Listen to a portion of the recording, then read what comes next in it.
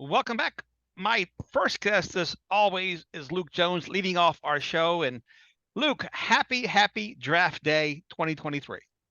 Thank you, Dennis. Happy draft day to you as well. Of all the people that I know, and I know plenty of people who love the NFL draft, Dennis, you're right at the top of the list. So it's like, I don't want to be sacrilegious here, but it's football Christmas for you at the very least. And certainly, I always think about you over the course of this weekend, and hopefully it's a fruitful weekend for the Baltimore Ravens with lots of buzz, lots of speculation about potential bombshells and DeAndre Hopkins, Lamar Jackson, what's going to happen there. But what we do know is the Ravens right now currently scheduled to pick five times, including the 22nd overall pick on night one. We'll see what happens.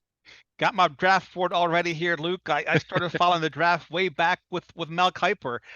Difference is he stuck with it, and here I am 50 years later selling cars while he's all over ESPN. So that our career paths were in dramatically different directions. Hey, but you're still doing really well for yourself, so don't Did sell okay, yourself did short there. okay, did okay. Like I said, I know plenty of people who love the draft, and you're up on the prospects as much as anyone that I know. So certainly, like I said, I'm hoping you enjoy the weekend, and certainly will. It's going to be interesting because it's one of those drafts that it feels like there's a lot less certainty at the top.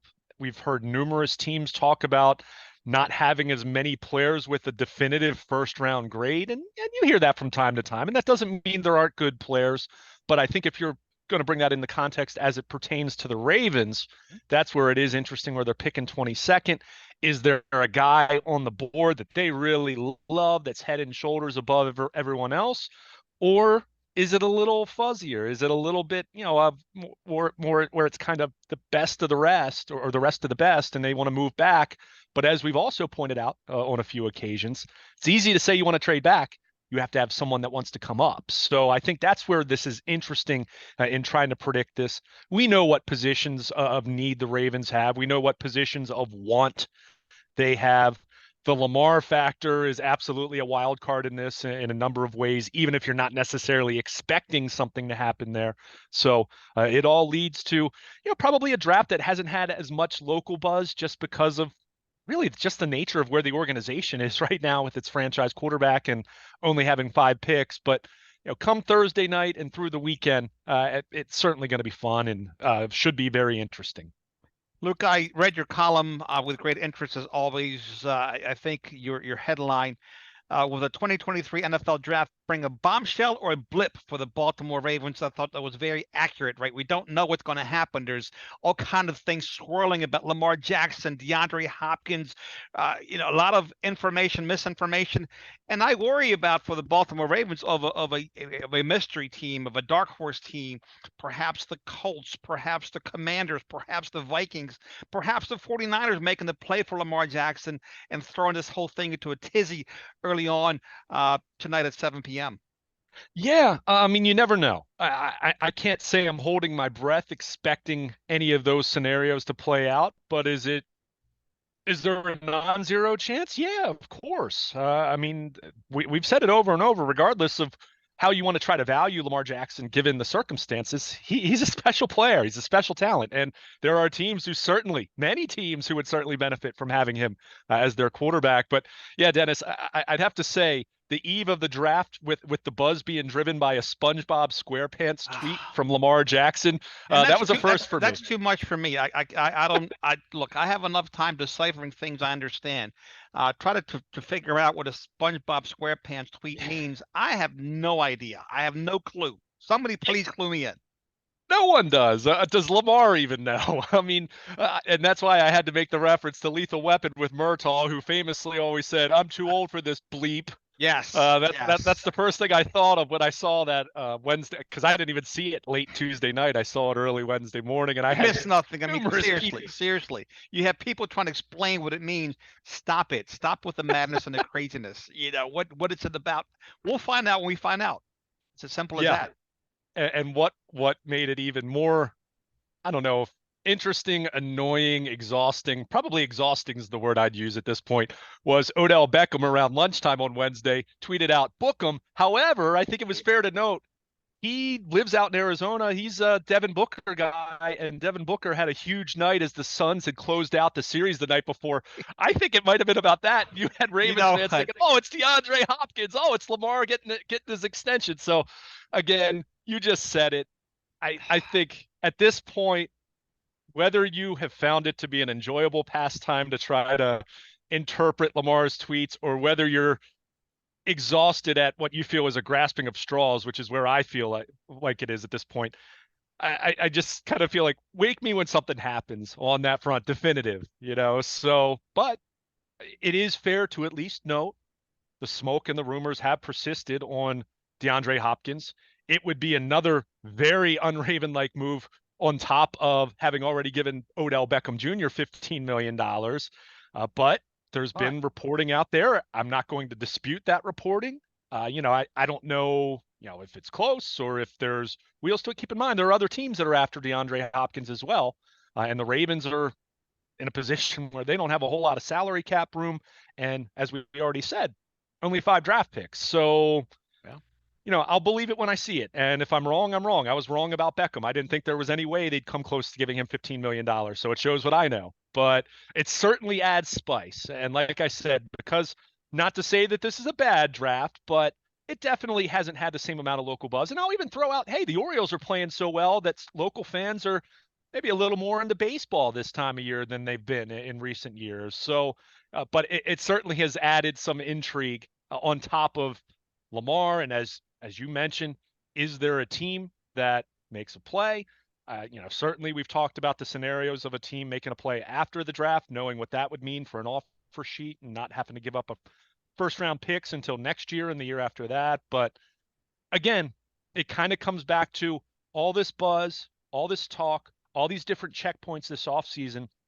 The Beckham signing aside, what has it really added up to? It's been a lot of waiting around and reading of tweets. So that's kind of where we are. And, the draft will take place. And it's where I go back to, as you noted, what I wrote at BaltimorePositive.com late Wednesday night.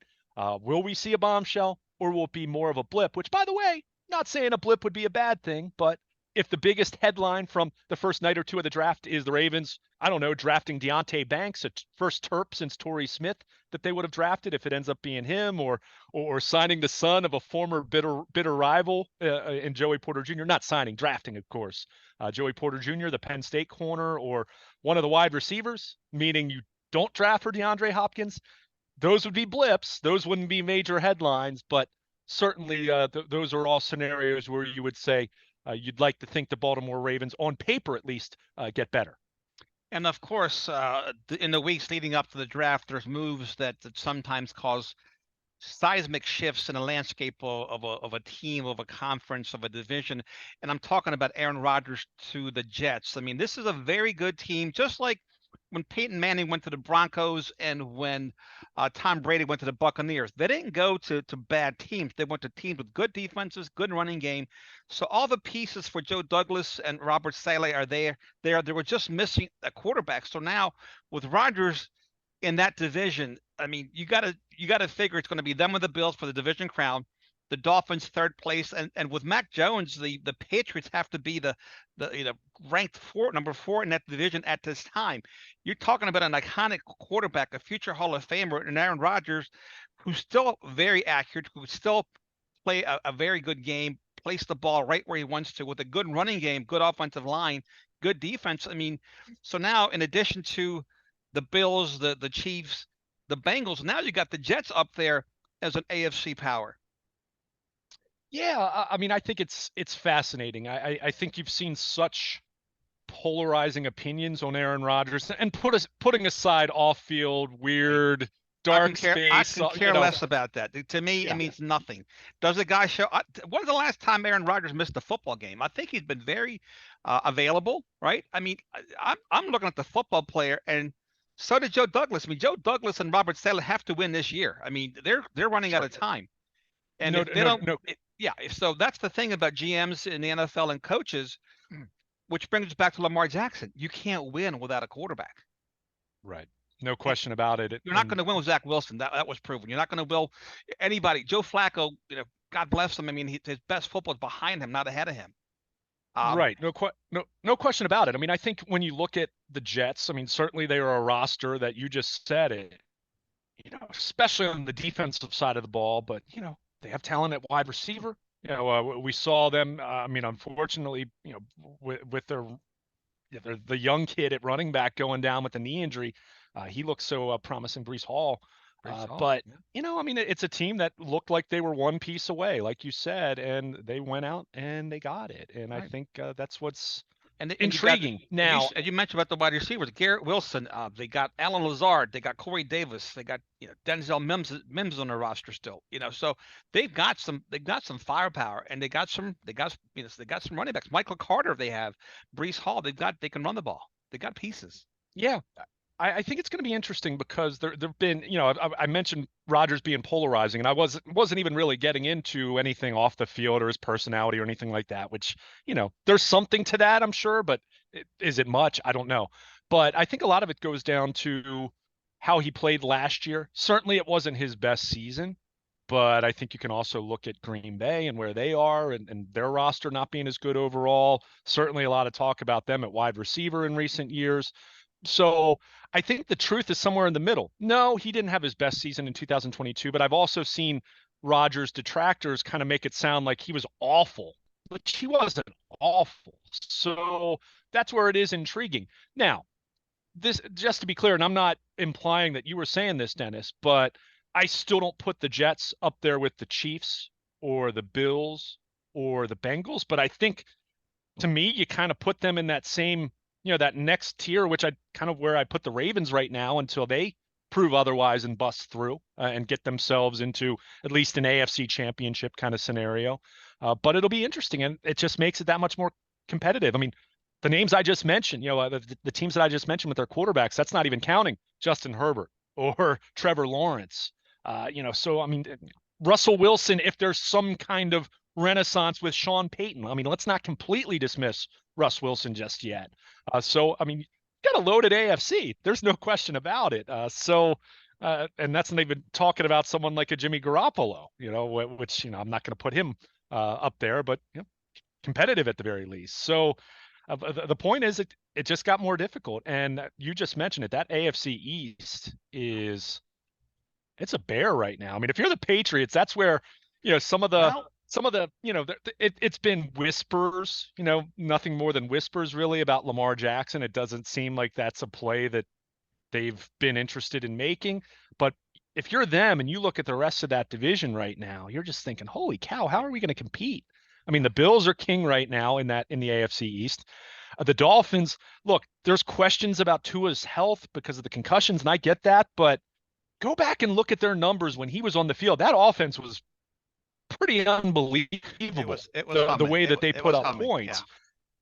And now you have the Jets with the defense that they had and the fact that they almost made the playoffs without any semblance of a good quarterback last year. And now they have Aaron Rodgers, who they don't need him to be the MVP, but if he can be, somewhere between where he was in 20 and 21 and where he was last year, which certainly was a little bit of a drop off, then they have something. So it's intriguing. It really is. So that's where, again, bringing it back to the Lamar, even if it's a long shot scenario, a team like the Patriots have to be looking at this and saying, how are we bridging the gap here? Because it sure doesn't feel like Mac Jones is getting us to where we want to go. And that's where it's interesting when you have an owner who is very accustomed to winning Super Bowls, and you have a Hall of Fame, unbelievable coach in Bill Belichick who isn't getting any younger. So, at some point in time, you try to identify teams that should be bold.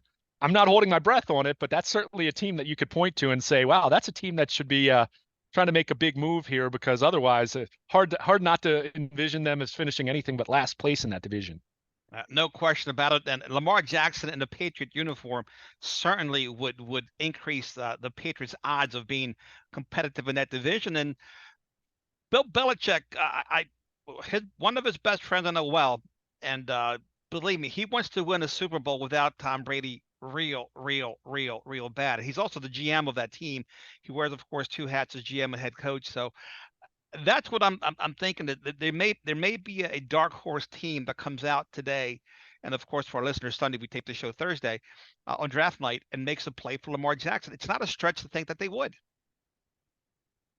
Yeah, I think that the thing that's complicating this is, keep in mind the Ravens just can't trade Lamar's rights, right? He would have to sign the tag at the very Correct. least, and then you make a move. So, I mean, people have asked, I've seen some people speculate and just wonder. And again, this is pure speculation.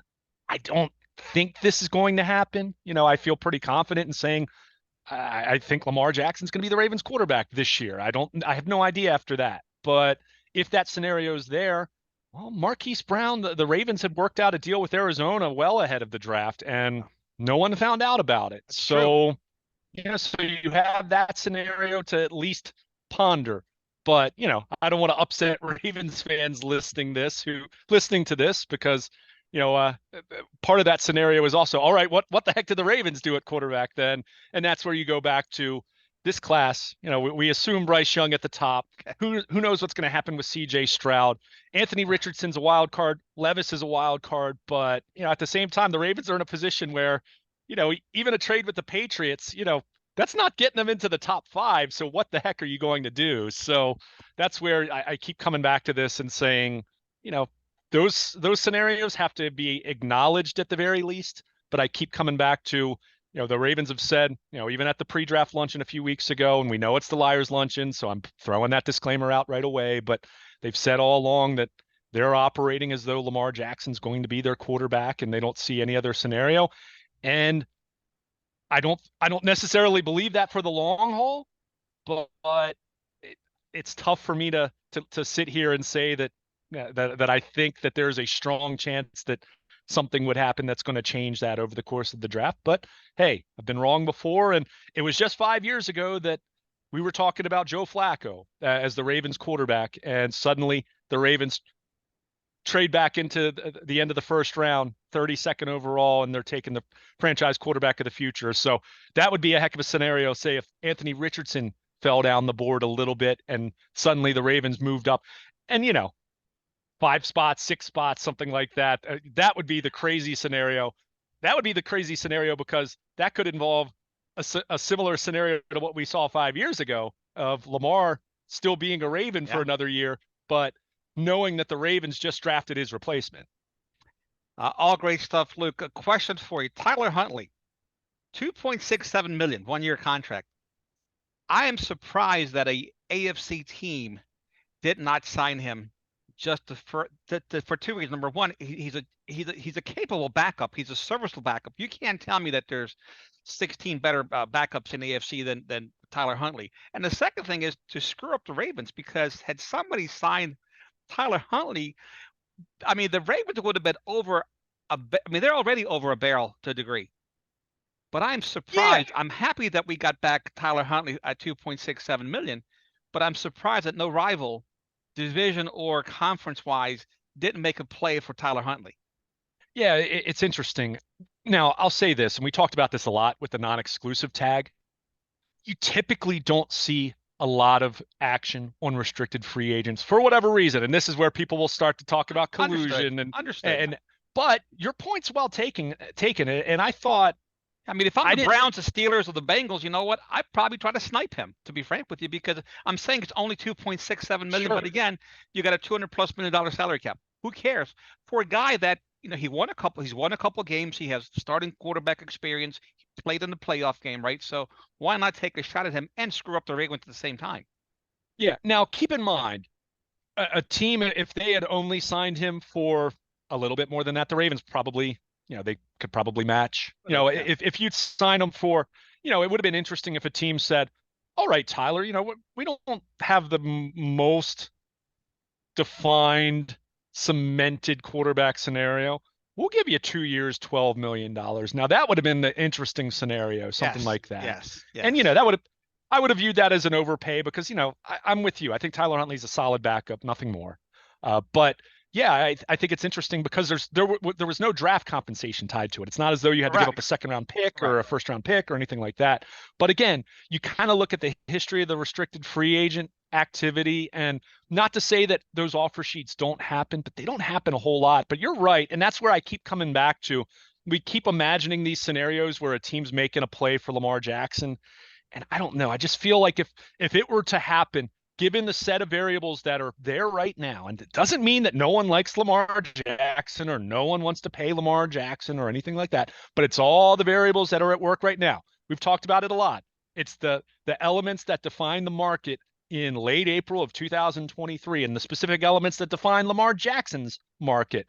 Uh, I just keep saying, I just keep coming back to if it was going to happen, I feel like it would have happened at this point. Because again, you're still talking about a team having to clear a lot of cap space and having to make roster changes, things like that. And that's just something you don't see this time of year a whole lot. Now, you might see, you'll see a stray veteran or two for a team cut after the draft because they draft his replacement, but you don't see widespread changes like that, which would, you know, kind of be the requirement for just about any team to structure a deal for Lamar Jackson at this point. You would think anyway. So again, we'll see. But I'm with you. And one thing I do want to throw out there about Tyler Huntley that I think will be interesting to see how it plays out is you and I have talked about the scenario, putting aside Lamar, assuming Lamar's back. Still talking about the scenario of taking a quarterback, say on day 3. And we've talked about Stetson Bennett. We've talked about him probably a half dozen times. That scenario, if you do that, that's where I look at Tyler Huntley and say, keep in mind that restricted tender, that's not guaranteed. That would be the scenario where it would be interesting to say, hey, he could get, he could be beat out by a rookie as the backup, and Tyler Huntley's not there, and maybe the Ravens. Because the Ravens are going to have to clear cap space, regardless of what happens. Yeah, a rookie who's going to be older than him, right?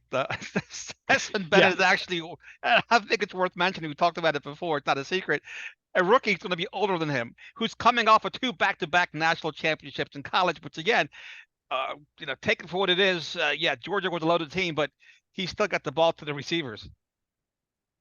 Yeah, it's funny. We're at the end now of this very odd era of college football. I mean, you and I have mentioned Hendon Hooker on a couple occasions, right? Yeah. As a possibility for, if the Ravens were thinking about wanting to look at a long-term quarterback, or, any of these teams that are looking for a long-term answer who might have a 2023 quarterback in place. Hendon Hooker's 25. I mean, he's a year, a little over a year younger than Lamar Jackson, which is just kind of wild when you think about it. But that's what we have. Did you happen to hear what he said when they talked about his age? I thought it was brilliant. He said, no, what did he say? Maybe you did, but he said, look, quarterbacks are playing till 45 years old. He said, Tom Brady just retired. He says, I got 20 years ahead of me. He said, my age is not. And I thought it was a wonderful answer to the question, very mature answer. And I don't know if it was rehearsed or practiced or off the cuff, but I thought it was telling. He said, listen, I've got 2 decades of football ahead of me if I can stay healthy. So it's not a big deal. He minimized it. I would at least say, I don't know about 2 decades, but yeah, if he's worth his salt, he's got a decade, so yeah, I like that mindset, but sure. But it's just strange. I mean, Sean Clifford, the longtime Penn State quarterback who, is going to be, either a very late draft pick or a rookie free agent. I mean, not talking about the Ravens here, but I think he's less than a year younger than Lamar Jackson, right? I mean, he's, okay. So with the COVID year and extra year of eligibility, that's true. That's very true. Just this very weird period in college football that it is going to continue to be weird in a different way. Now with, I mean, we've talked about it so much with NIL and transfer portal and all those different things. I mean, not to get too far off subject here, but just, I mean, I think about college running backs and how the NFL views running backs. I kind of feel like, if you have a star running back at the right college program where the NIL money is pretty good, you might see more college running backs stay in college another year just to say, hey, I'm doing pretty well for myself here, and I'll still get that NFL at least one contract. So yeah, it's definitely it's a strange landscape, but again, we're kind of at the end of, because of course that was a 2020 season impacted by COVID, but definitely still get some of those strange outliers as far as some of these guys with their age and whatnot.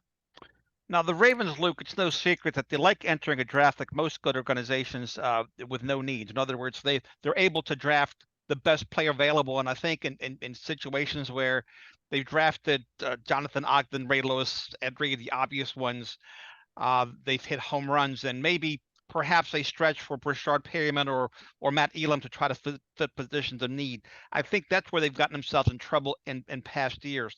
So with that said, they have an obvious glaring need at corner. Rock Yasina's out there, Marcus Peters is out there, but the need to draft a cornerback, perhaps two, relatively high. But this is atypical because of the lack of picks for the Ravens, that they're coming into a draft with having a big glaring hole in a roster. No question. I mean, you look at corner right now, and I think when you get down to 4, 5, and 6 on the depth chart, so to speak, I think you have some intriguing guys there. I mean, I think Brandon Stevens, at times played well last year, including quietly at the end of last season when Marcus Peters missed some time. But are you ready to pencil him in as your starting outside corner opposite Marlon Humphrey? No. I look at Brandon Stevens, to me, would be the ideal number 4 if you're really looking at talking about being a stout cornerback group.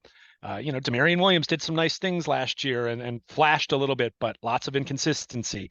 Jalen Armour-Davis, had the injuries, which is why he lasted to the 4th round out of Alabama to begin with. So that's kind of been his MO. They have Daryl Worley, and they have, they just brought back Kayvon Seymour. Sorry, his name escaped me for a second there. So the back of the depth chart I think looks okay, but you're right. You look at them right now and you say Marlon Humphrey, but it's like, okay, who's going to be the starter opposite him? Are you bringing back Marcus Peters? Are you signing Rock Yassin after the draft, and then you can avoid the compensatory pick formula penalty? But I think when you look at the Ravens in this draft, I think with the cornerback being where it is and working under the assumption that Witherspoon out of Illinois and Christian Gonzalez out of Oregon are going to be long gone. They're projected. Daniel Jeremiah, I just saw his last mock draft, had them picked to go 6 and 7. But you kind of look at where the Ravens are. I think Deonte Banks makes a heck of a lot of sense. I think Joey Porter would make a heck of a lot of sense. So you look at those two, and again, that's not to say that there aren't others that they couldn't maneuver around. Brian Branch is interesting in terms of his versatility, even though you don't just kind of pigeonhole him as a corner. He's more defensive back, hybrid, probably nickel, and another guy you'd move around a whole lot. Which really good player. Mike really McDonald, good player. Mike McDonald loves that kind of malleability on the back end of the defense. So so there are definitely gonna be some options there. So it's just a matter of who's there, who has do they have an interest in trying to move up, and that's where if those guys are there, but you're trying to move up 3 spots, they don't have a lot of draft capital. So that's where it makes it a little more challenging. Or do you get in a case where you look at corner, you look at edge, a guy that's kind of projected later, Miles Murphy, for example. I still think edge is maybe not as dire as corner, but hey, Odafe Owe is still a major question mark entering year 3. David Ajabo is a major question mark entering year 2, which that's not a knock on him. That was expected. That's why he lasted to the 2nd round last year. My point is, you don't have sure things as far as outside linebackers, really, other than Tyus Bowser, and you kind of know what he is at this point.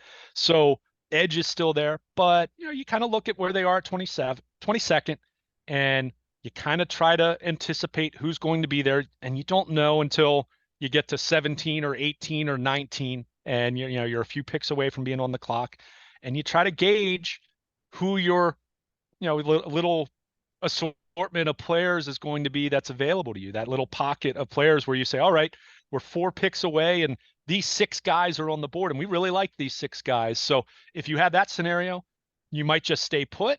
But if it's a bigger, if it's a wider net, and you look at it and say, well, we don't have a big discrepancy here from these 10 guys and we're 2 picks away, let's try to move back 4 spots and see if we can pick up an early day 3 pick in the process. So, or early, late day 2 pick in the process. So, that's how you have to play it. That's why it's really difficult to predict. And again, not even taking into account any quarterback scenarios, which would certainly fall into the bombshell category that I referenced in what I wrote. So, we'll see how it plays out. But to me, the perfect balance of fun story and addressing a very clear need would be to pull the trigger on drafting either Banks or Joey Porter Jr., because clearly it's their biggest, most pressing need, and you'd have a fun story either way. a Terp. It'd be the first Terp they've drafted since Torrey Smith back in 2011.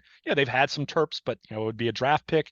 And in the case of Joey Porter Jr., hey, we all remember how much the Ravens hated that guy. Ray Lewis and him famously, the bus incident outside the Plus, stadium yes. many years ago. That would be fun right there. So as we're looking at uh, draft night headlines that aren't like major ones, but would still be fun, those are the two guys that I keep coming back to. Now, there's a very realistic chance, Dennis, that both those guys are gone and maybe even long gone before the Ravens pick 22nd. You've seen Joey Porter even mocked as high as maybe just outside the top 10. So we'll ultimately see how it plays out. But yeah, not at all going to dismiss the possibility of a wide receiver or an edge. I think it's important to at least note some long-term needs or long-term wants on the defensive line, given where the Ravens are contractually with their defensive linemen after this coming season. Running back, we've talked about that. J.K. Dobbins and Gus Edwards are Sure. only under contract for the coming season. And let's also remember the guard position. Even if you're fine and confident that Ben Cleveland steps in to replace Ben Powers, Kevin Zeitler is in the last year of his deal. So guard is a position that I'm not saying 22nd, but is certainly a position that would not shock me if we see the Ravens go and try to pick a guard.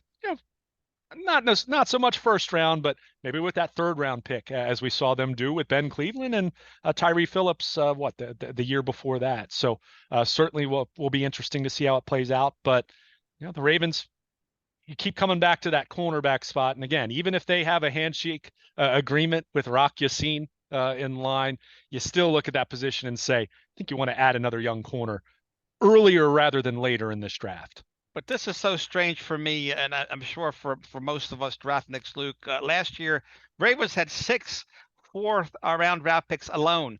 To go from having 11 draft picks, which was a lot of fun, by the way, was a heck of a lot of fun last year, and even picking David Ojabo was fantastic. We understood it was going to be a year two pick more than last year, right, in terms of impact.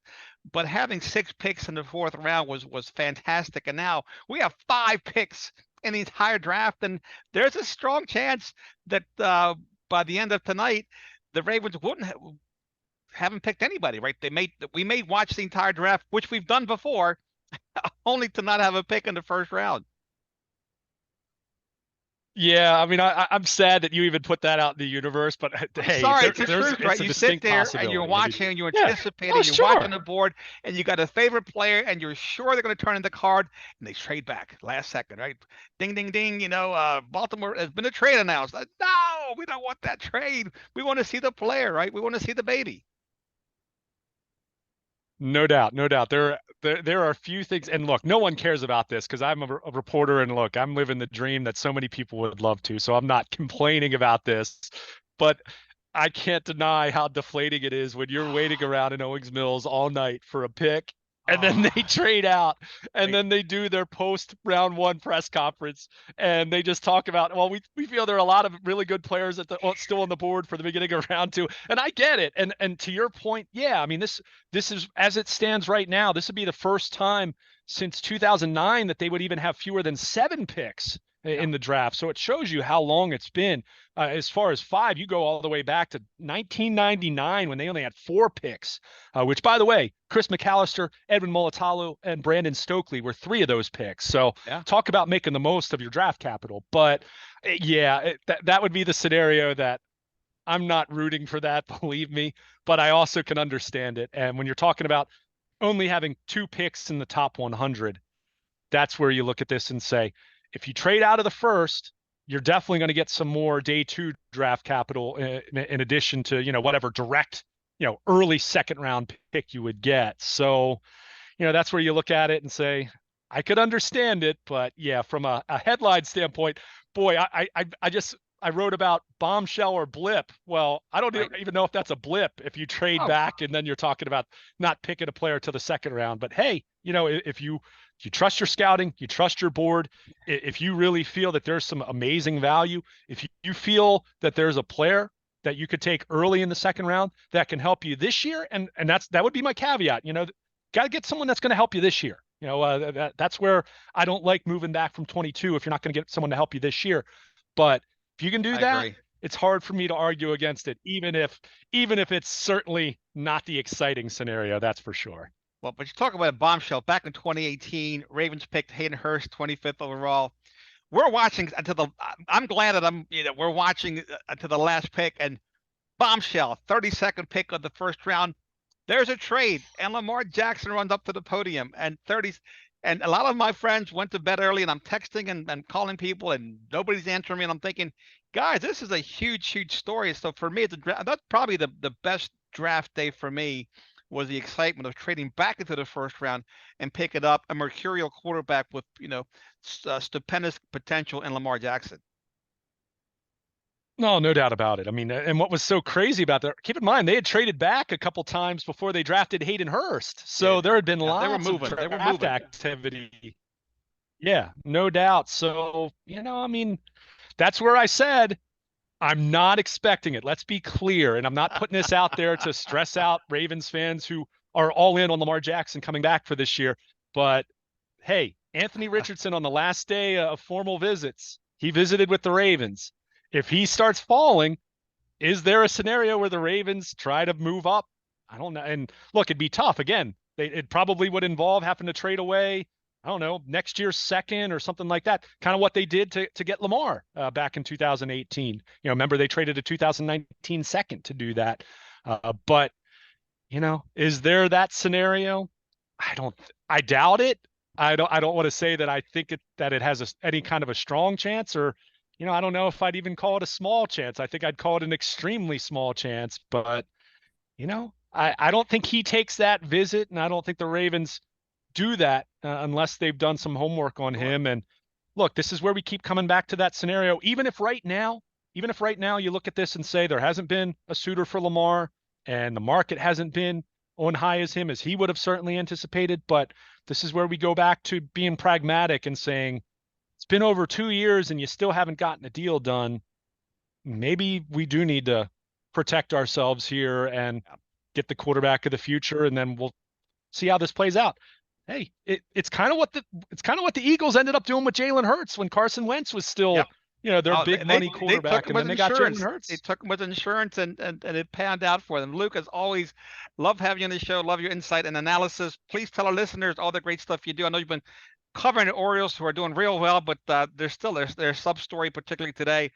Your blog and everything else you do on the web for Baltimore Positive WNST. Absolutely. I encourage everyone to follow us on Twitter at WNST. You can follow me personally at Baltimore Luke, as I will be live from Owings Mills throughout draft weekend. Night one, Thursday night, Friday night, rounds 2 and 3. And then, of course, on Saturday, the final 4 rounds, I will be live from Owings Mills. Check out my blog at BaltimorePositive.com, sponsored by Coons Ford of Baltimore. I will have plenty of draft coverage, 12 Ravens thoughts. I'll have an initial thought, kind of breakdown of this year's draft class as far as what to expect for 2023 and what to expect for the long haul. You want to be on the WNST Baltimore Positive Text Service, sponsored by Coons Ford of Baltimore, as we will send out each Ravens draft pick, assuming they are not picking into the wee hours of the night. But we will send that out to you along with any other significant local sports news. If it is a trade, if it is a DeAndre Hopkins acquisition, a Patrick Queen trade, as people have speculated about that, and you and I have opined about at different times, any significant local sports news sent directly to your mobile device via the WNST Baltimore Positive Text Service, sponsored by Coons Ford of Baltimore, and of course, anything throughout the week on AM 1570 with Nestor. Ravens press conferences from Owings Mills. As you mentioned, plenty of sound from the ballpark as the Orioles just finished up a 5-1 homestand at Camden Yards and now embark on a 10-game road trip. Check out all of that at BaltimorePositive.com.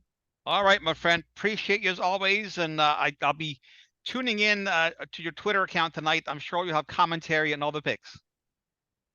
Absolutely. And Dennis, when we reconvene next week, there will be a draft class. There will at Yes. least be a rumored undrafted free agent class, which, by the way, is going to be quite large this year based on where their numbers are with their roster. So should be plenty of intrigue on both fronts as we reconvene next week. Enjoy this, Dennis. Again, I know it's one of your favorite weekends of the year. It is, my friend. Keep doing great things. I'll talk to you soon. Thanks, Dennis. A pleasure. There he goes, Luke Jones here, 1570 AM WNST. We'll take a quick break. Come back on the flip side right after this.